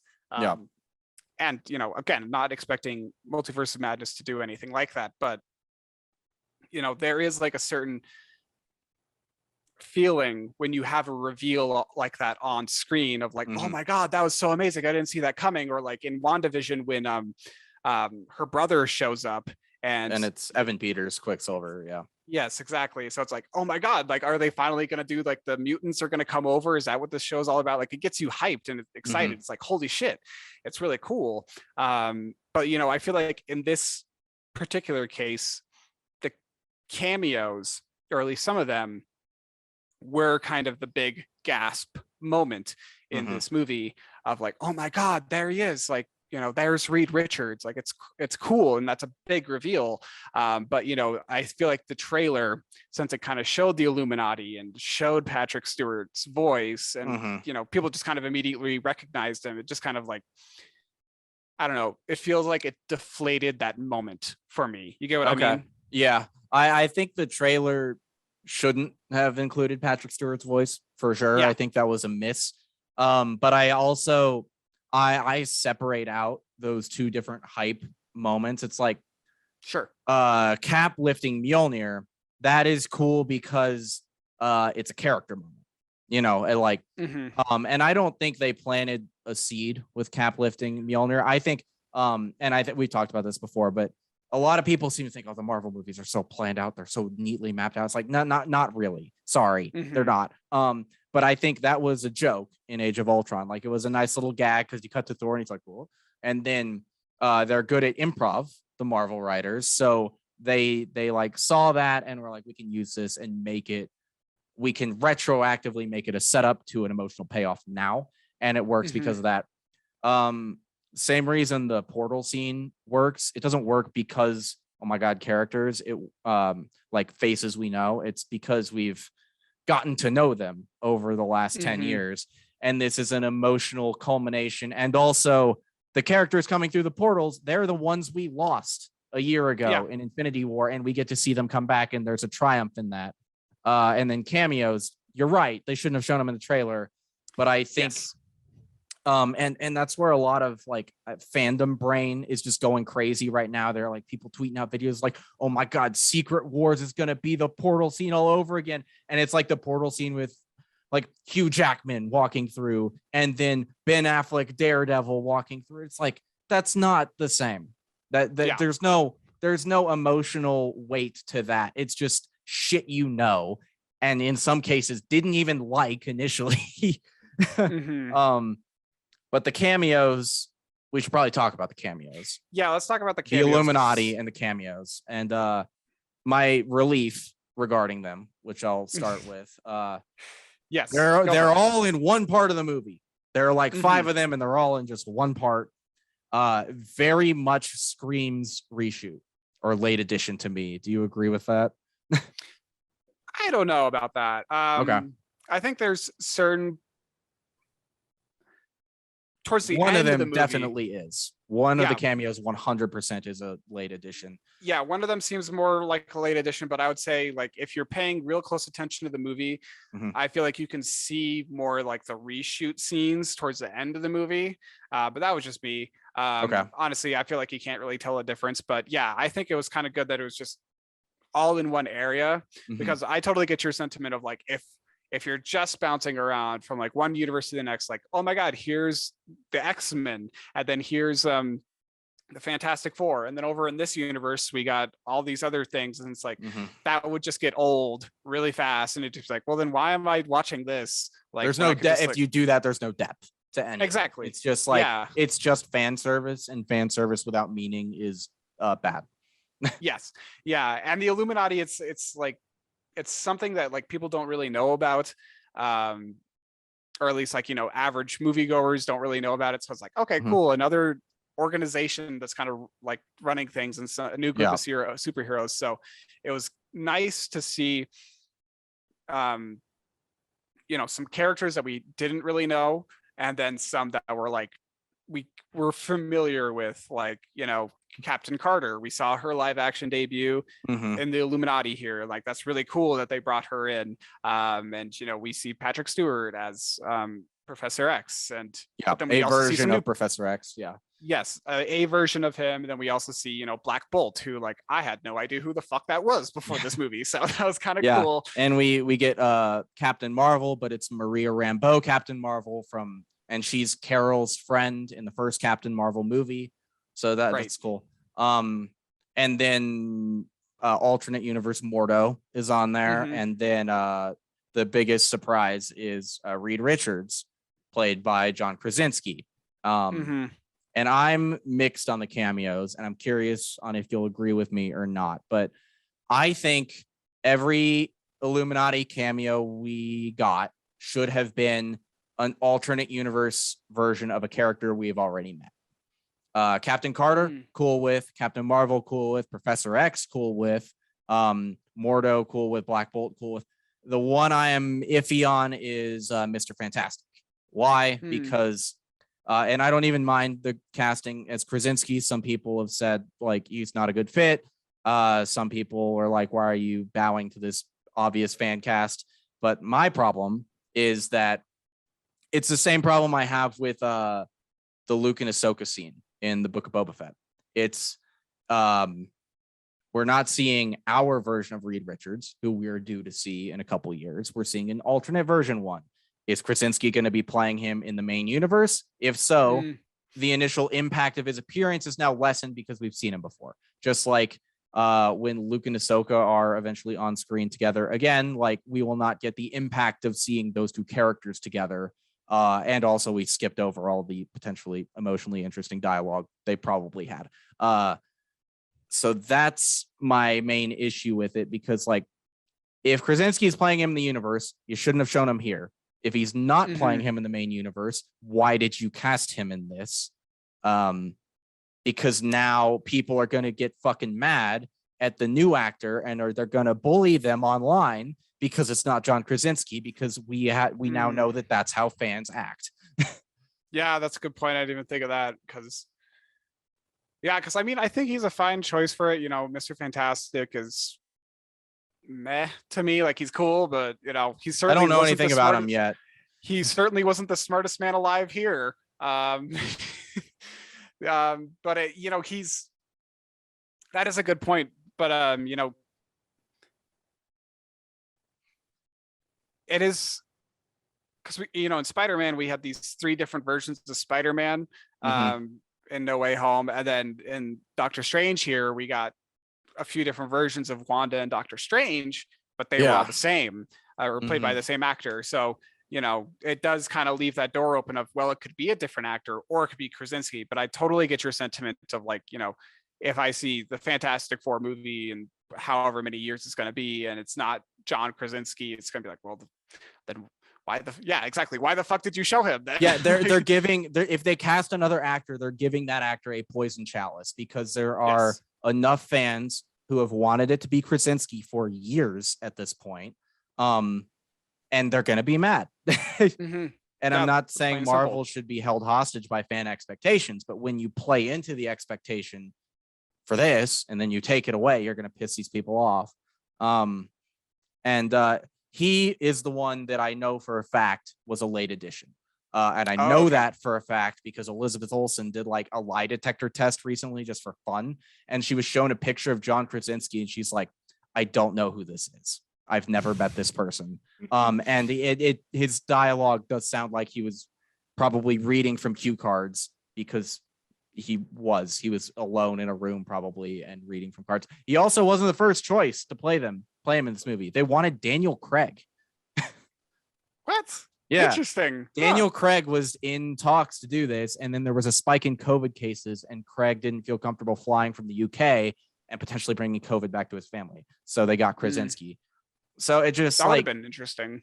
It would have been interesting, but it's like, what was the thought process for this casting? Like, because were they gonna? I don't know. It's very confusing to me, and I wish they hadn't included. I don't want to shit on Krasinski. I like him fine. I just think it's very strange that you're introducing us to this character first here, because now we're gonna have to get another introduction. And I did like the line about like, didn't you guys chart in the 60s or something? That Doctor Strange says, because maybe and my theory about the Fantastic Four, it's like they go on their space mission in the 60s and are lost in the it's the negative zone, I think, something like that. I don't know. Yeah, maybe they get lost in the negative zone and they'll reappear in modern day, like how Captain America got frozen. Right. Yeah, I think that's a good way to shoo them in. Yeah. One thing that I did notice, like someone pointed out in the comments online too, was how Reed Richards, he appears through this like teleport, and that was kind of one of the things that showed me up of like, oh yeah, that's a reshoot, because he just kind of like pops down, like he's not introduced in the lineup until the last thing. It's like, okay, yeah, you were the reshoot. But just like a thought kind of crossed my mind when I was reading those like comments online of like that teleporting technology looks very similar to the stuff from Loki, of like just kind of the square door and you just fall through it or you come through it. So, there's, I think, some chatter of like, oh, is it connected with Kang? Like, how is that? Like, it's Reed Richards and him. I think in the comics, they are somehow like, I was about to say, you're on to something related or something. Because Kang, or at least some versions of Kang, Nathaniel Richards, I believe Reed Richards' grandson. Let me see. I'm pulling up a comic. Oh, Nathaniel. He's a descendant of Reed Richards, at least, and he reinvents himself as Kang the Conqueror. So that's right. You might be right that maybe that was a deliberate thing, and Kang gets the technology passed down from Reed. Maybe, and we have met Kang, he who remains, in Loki, but I did like the cameos, so I don't want to shit on them too much. I do feel like the movie did kind of like go like, stop, it's cameo time, and then it's like, here they are, everybody have fun, and then they get completely obliterated. Yeah. Black Bolt's was horrifying. That haunts me a little bit. Like the other deaths, not too bad, like, but then like the first two of like, Black Bolt and Reed Richards were just terrifying, that she could just do that. Like, that was, I mean, it was just so funny. Like, he could destroy you with a whisper of his mouth. What mouth? Like, boom, and got you. Good, there it is. He ended his career with one sentence. Like, Captain Carter hit me pretty hard too, and I think that's just because that is obviously a different version, but of a character we have a lot of emotional mileage with.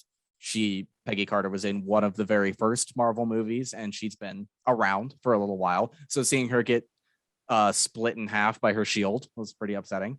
And poor Professor X, man, Patrick Stewart, Professor X, has been brutally murdered 3 times. Yeah. Jean Grey pops him like a fucking balloon in X-Men 3. Then he gets Right. stabbed by a clone of Logan in Logan while he's like in his bed trying to sleep. And then now he gets his neck snapped. He just can't catch a break. Poor Nah. guy. Yeah. He's should have seen it coming, man. But I was excited to see Patrick Stewart back in the role too, and the yellow the animated, that's the animated series wheelchair, I think. And I love that his psychic powers have a little like little thing. It's fun. Yeah, it was funny. Yeah, it was. I did appreciate the cameos. Yeah, they really dropped really quickly. And if I remember like when they first were talking about this film and kind of hyping it up, they were like, this is going to be kind of a horror film in the MCU. Like it's going to have this horror vibe to it. And with that, I feel like, we got to expect some people to die, as people do in horror movies.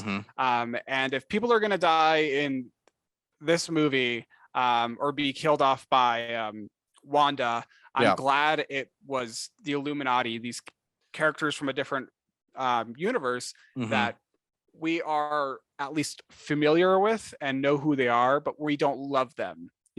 Like Tony Stark's death really hits you hard in Endgame, because we spent all this time getting to know him. He's been in so many movies, and he's just had so much screen time. We've developed such an emotional connection with him.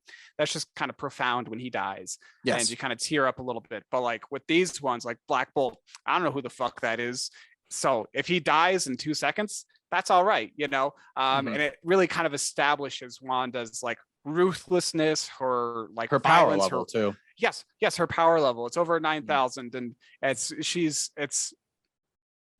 think it was right for her to kill off these characters and not someone like Wong, or even like someone else in the MCU that we've known. Like if she killed Vision, like if the White Vision came back and she killed him, that would have been kind of a little devastating too.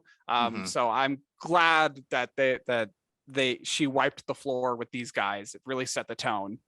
No, you make a good point, because like since we don't have that much emotional attachment to these characters outside of other versions of them played by these actors, like we get the horror of Wanda mass murdering people without the what would otherwise be a distracting amount of loss.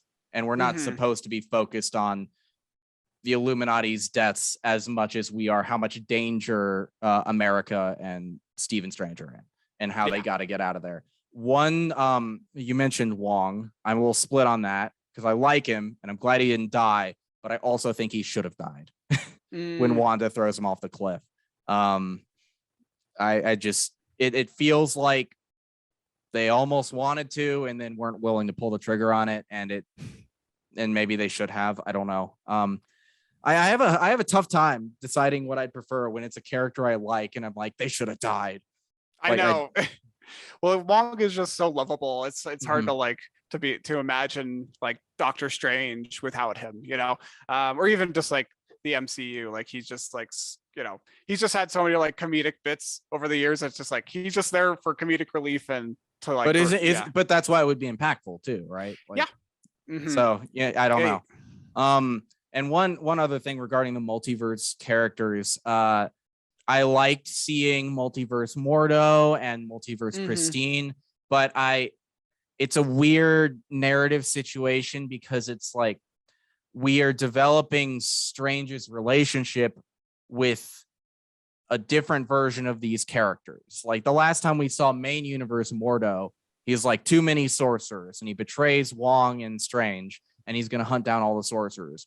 That was in like 2016, and we haven't seen him since. And apparently he's been like trying to kill Stephen Strange off screen for a long time. And we get scenes with Multiverse Mordo, but that doesn't progress the relationship with main universe Mordo. Same with Christine. And I also am not quite sure the Stephen Christine romance is developed and strong enough to carry as much weight as this movie seems to want it to. Do you agree with that? Yeah, a little bit. I think in the first movie they established their relationship and their history pretty well. But yeah, I think I'm okay accepting it as it is. But yeah, I do understand the criticism there of like, yeah, it is just kind of like, my Steven's been dead for so many years, and he was actually a horrible dude, but here I am falling in love with you again, like just because we're in this situation. It's like, well, okay.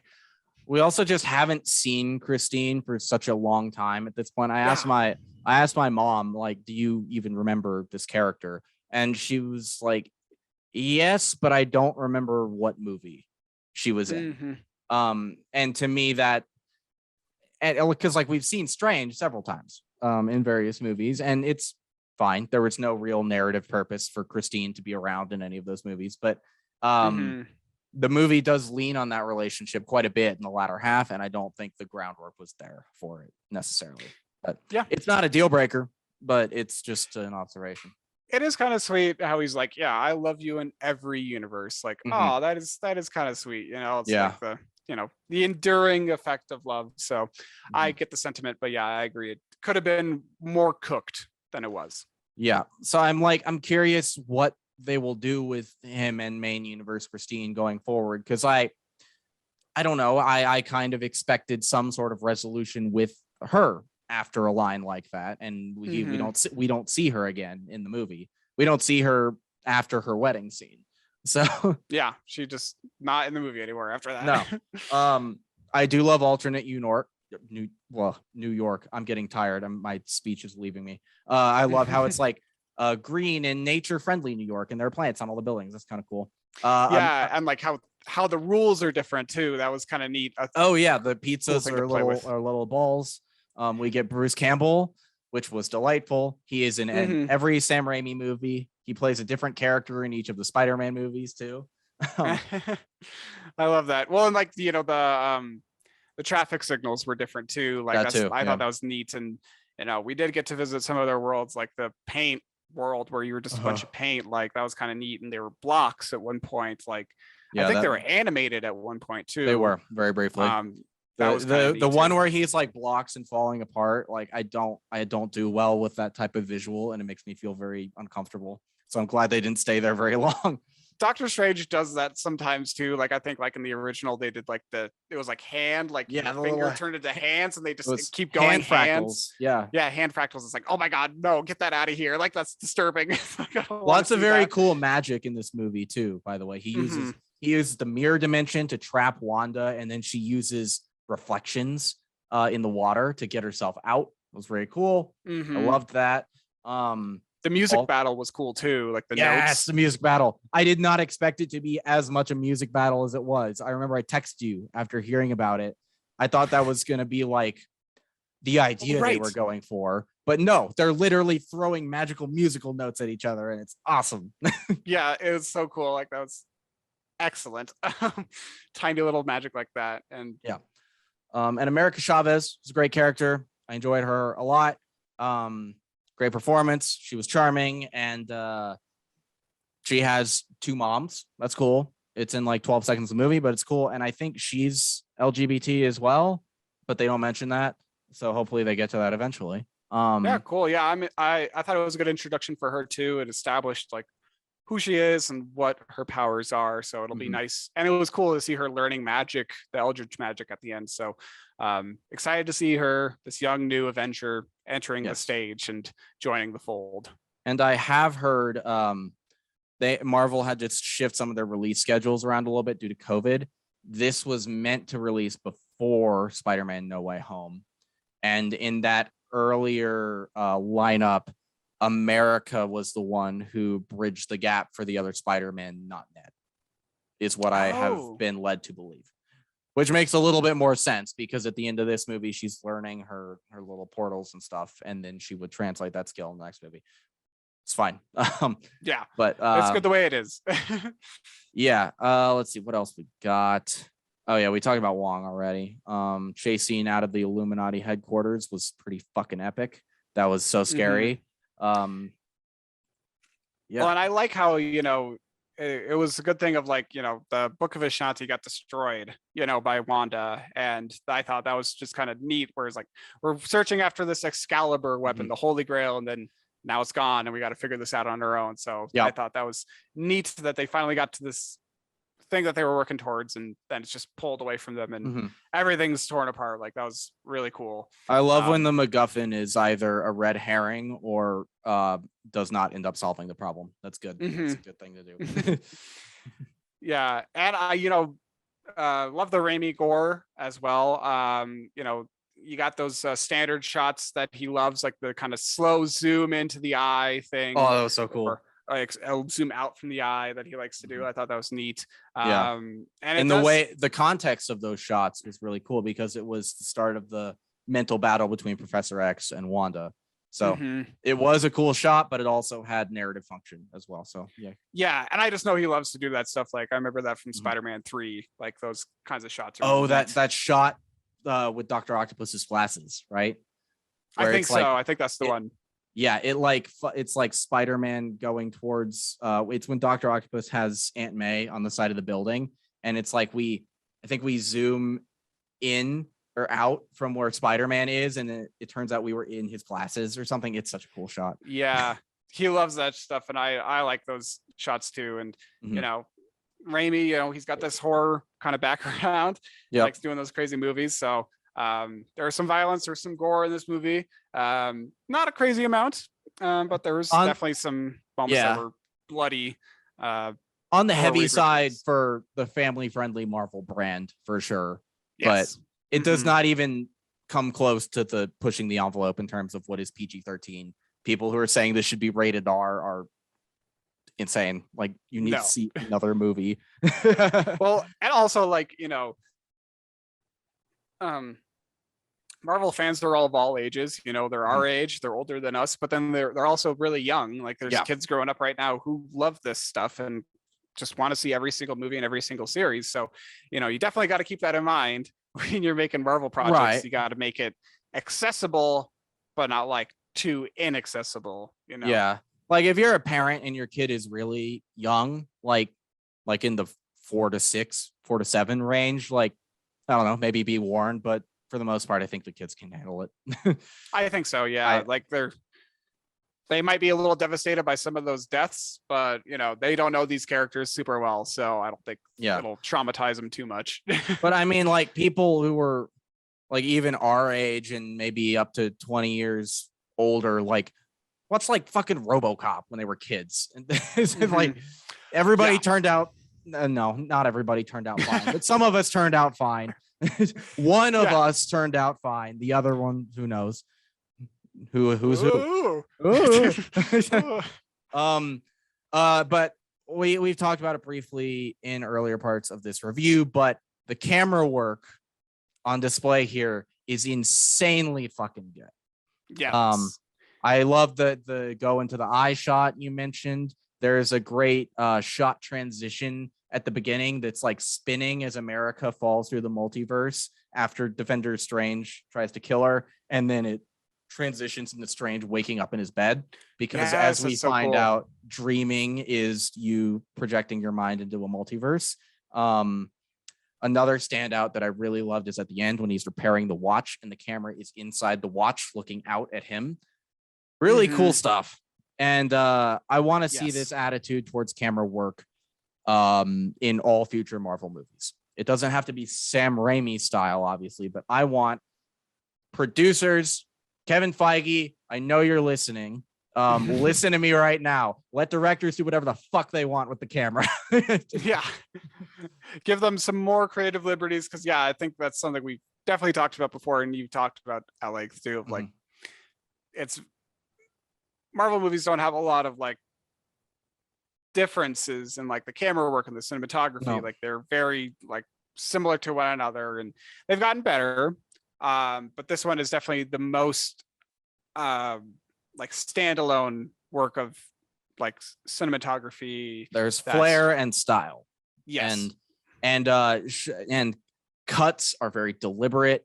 The action scenes are very good as a result of that.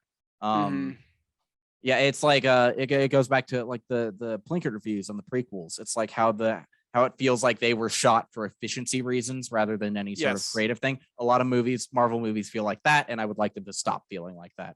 I still love these movies, but none of them have had camera work this good for a really long time. Yes, maybe since the first Captain America, probably. Dang, yeah. Like I mean, after the Avengers is when they kind of started getting in their routine, I think, and just start. That's when the frequency of movies really picked up, and so I think they started cutting back on creative liberty for the sake of efficiency. Then, but yeah. Well, onwards and upwards. Hopefully, they continue this trend and follow this camera work that's established in this movie. Because it's visually breathtaking, and the coloring's great. The costume design's awesome. Really, really visually appealing movie all around, I'd say. Yes. Let's see. What else have we got to talk about? We talked about that. I would have liked to see maybe it was main universe Mordo in the Illuminati instead of other one. Just would have let us get that little extra development with him. Also, the crossfades. We got some cool crossfades, like when Wong walks into the frame of another shot before his background comes in. That was really cool. And then those were cool. And then when Mordo is talking about like the dream walking, and I was like, you may not be facing a demon, you may be facing the Scarlet Witch. And it's just like cutting back and forth between Wanda doing that ritual. Oh, so cool. The music there was so awesome as well. Yeah, it was delicious. It's so good. It's filmmaking. Yay. There we go. And I think we've talked about the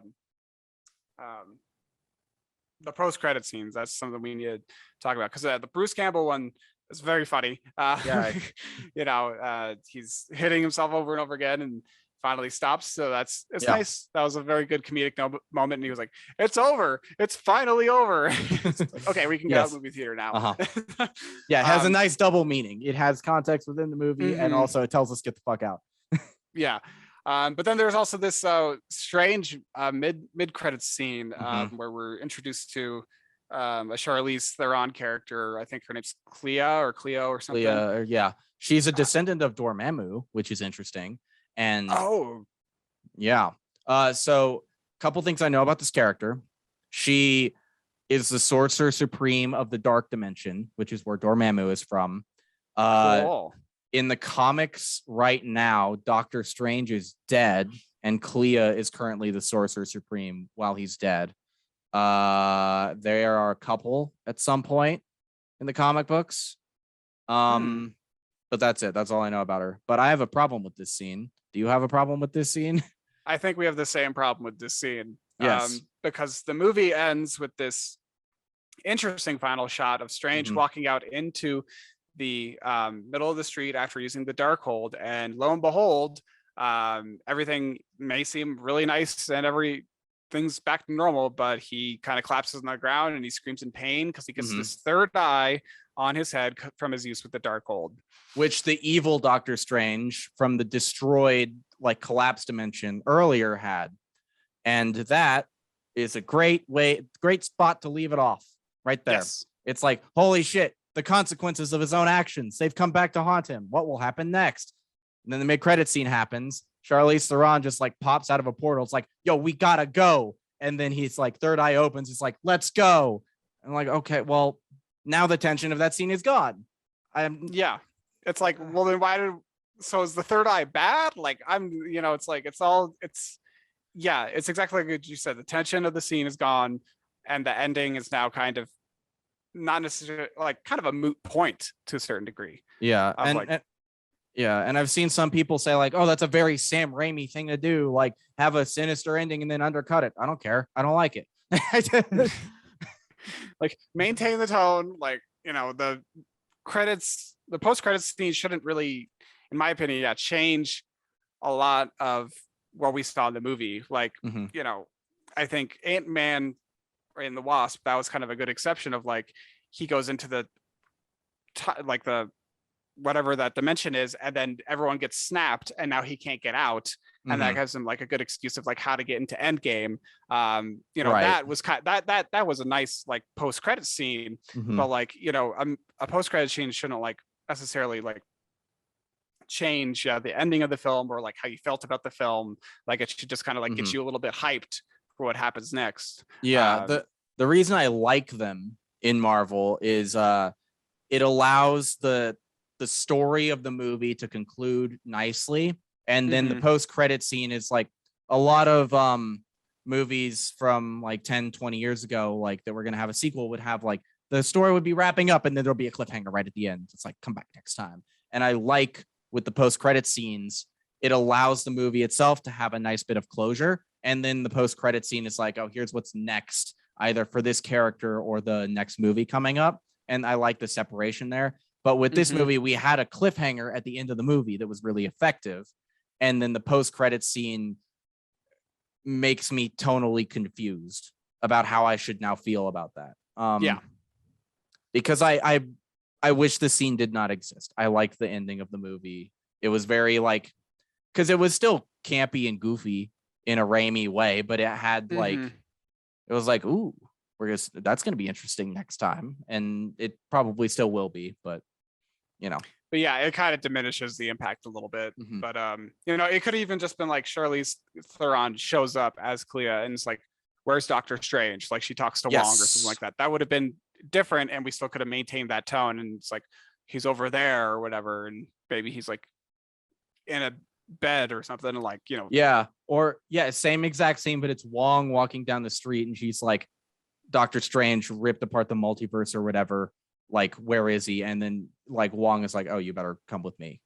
There we go. Yeah, that would have been fine, but and whatever. It's what I it's fine. It's not, and I don't want to end the review on the sour note, so I will say, like, again, best cinematography in the MCU, maybe. It's really fun to watch. It leans into camp and horror and gore. It's super fun. And I'm excited to see more stuff like this. Oh, he uses demons as a cape. He goes into his own corpse and flies around with a demon cape. It's so fucking cool. It's bizarre. Like he possesses this dead body and just gets around like that. It's very strange, and I love it. Yes, it's great. It's awesome. The use of magic was much more imaginative here than in the first movie. Yes, I would agree. So good, kudos to that. I would recommend this, as I always. I have very rarely not recommended a movie we've talked about, but I don't give a shit. What about you? Yeah. Recommend? I would recommend it. I mean, you know, I think it's an excellent MCU film. There's parts of it where I wanted more, but I'm glad with the product that they gave us ultimately. And, you know, the multiverse is open, you know, and it's been open for a little bit now. So if you didn't get what you were hoping for out of this movie, don't shit your pants, because I'm sure there's plenty of multiverse stuff coming up. We just kind of scratched the surface here. I'm sure there's other iterations of characters we'll see. You know, What If 2 season, like there's another season of that coming out, and there's another season of Loki. So fear not, we're probably going to see some more characters introduced from different universes. Yes. Another great MCU outing, Thor: Love and Thunder, is on the horizon. It's very near. Yes, finally. But that will close out our double review segment of the show, which brings us to other stuff. Niles, what have you been watching, reading, playing, doing, whatever in the last couple weeks? Yeah, so I started watching The White Lotus on HBO Max. It's very interesting. Have not finished it. It's only 6 episodes. And it's really just about rich white people on vacation at this resort in Hawaii called the White Lotus. And wonderful. It's infuriating. But it's also like, it just provides perspective too. Okay. Like I've just been thinking about it a lot, and like, yeah, I would just really recommend it. I'm sure I'll have much more to say about it down the line, but it's been a great show so far, and I'm excited to keep watching it. And just the characters are just great too, and all the actors do a great job. And yeah, and we just I started watching this movie or this series called Catching Killers on Netflix. It's just about it's just like a docu-series of how like investigative teams caught serial killers. So like BTK and the Green River Killer, and there's some other ones. And it's just kind of interesting to learn like exactly how they found the killer, like what was the process of how they like identified them and got them to like, you know, pin the crime on them and everything. So that's been a cool show to be watching slowly. And you and I, we actually just went to the movies the other week to watch The Unbearable Weight of Massive Talent, which is our next episode here at Play Pause Rewind. So tune in 2 weeks and we'll have that episode up. And that was a great movie. I'm sure you've got your thoughts on it too. Very fun comedy. I'd recommend it if you have time. Full review coming soon. Yes. So we won't talk about it here.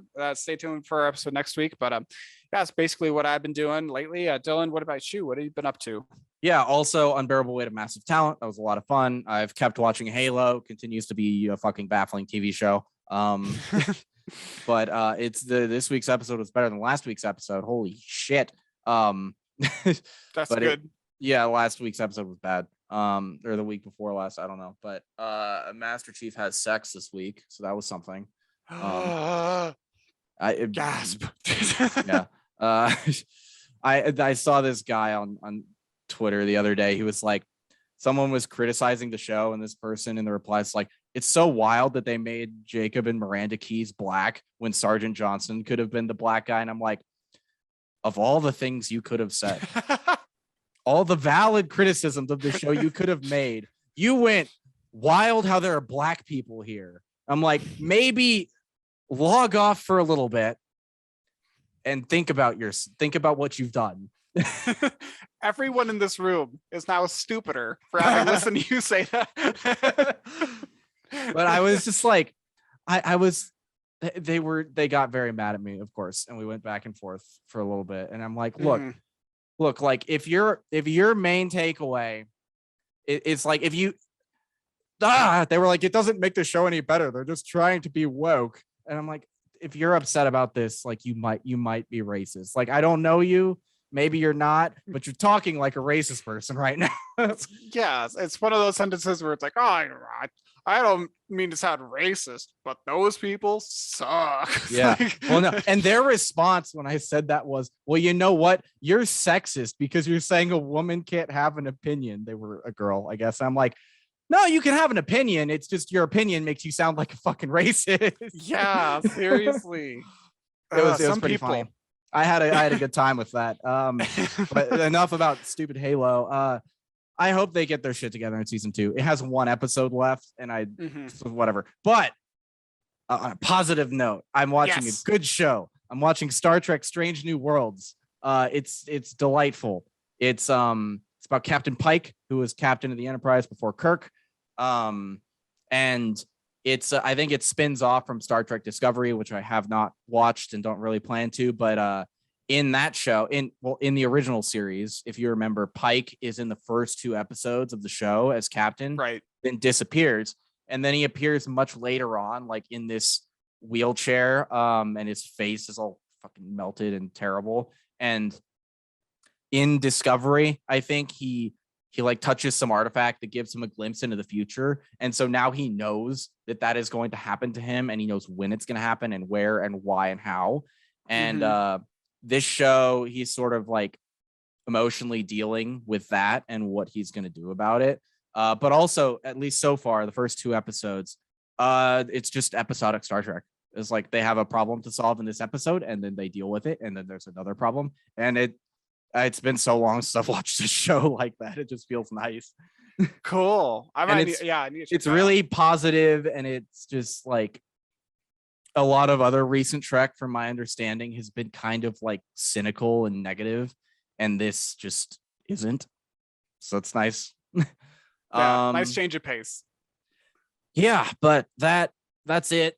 And that's gonna do it for us on this episode. We'll see you guys back in 2 weeks for what's it called? Unbearable Weight of Massive Talent. Go check it out if you haven't seen it yet. Also, other notes, The Northman is on VOD now if you want to watch it at home. But if it's still playing in theaters and you feel safe to do so, go see it there. It's not doing awesome at the box office.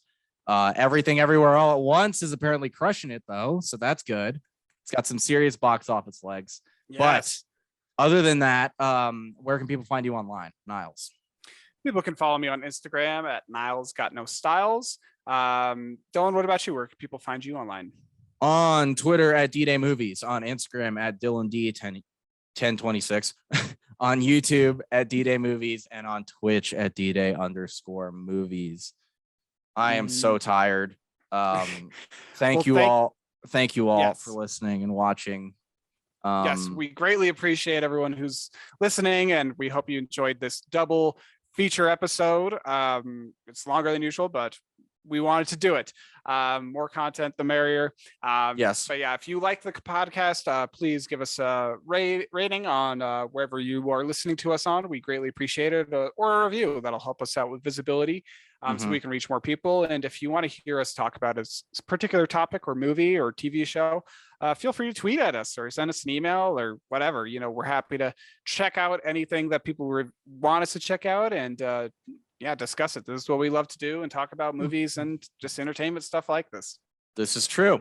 And with that, we'll see you guys in 2 weeks. Thanks for listening. Bye. Bye.